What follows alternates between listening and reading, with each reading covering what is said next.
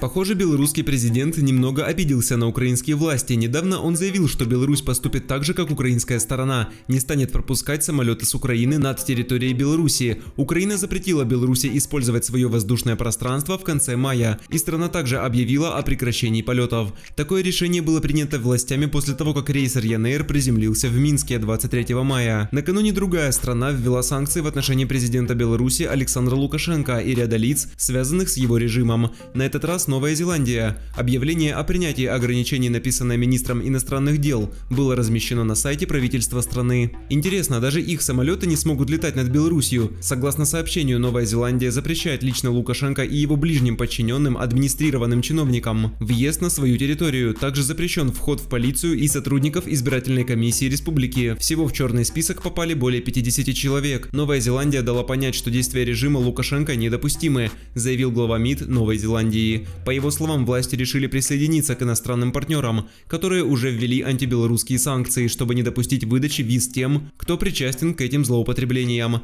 На время отойдем от самолетов и идем к самому Лукашенко, который недавно побывал в детской больнице номер 2 города Минска. Он заверил врачей, что помимо обсуждения перспектив города будут разработаны меры по наведению порядка в системе здравоохранения. В нашей стране Минск отстает от регионов по уровню здравоохранения, с грустью признал глава государства. Он посетил несколько отделений больниц, отделение интенсивной терапии и ознакомился с материально-технической базой учреждения. Лукашенко также пообщался с маленькими пациентами и вручил им подарки. Главный врач клиники Лариса Сичко сообщила президенту, что на базе структуры организована работа 3 республиканских центров, в которых лечатся пациенты из регионов страны с тяжелыми заболеваниями. А для более качественной и комплексной помощи планируется построить новое здание детской больницы. Она заверила главу белорусского государства, что наравне с коронавирусом в клинике уделяют внимание и другим заболеваниям. Что касается белорусской вакцины, то глава государства в беседе с коллективом детской больницы заявил, что они намерены довести ее до будущего штамма коронавируса. Страна, по его словам, не торопится производить собственное лекарство, потому что они уже начали производить российскую вакцину, и китайские партнеры поддерживают их. К сожалению, добавил президент, вирус постоянно меняется, поэтому специалисты хотят довести белорусскую вакцину до штамма, способного заменить существующие.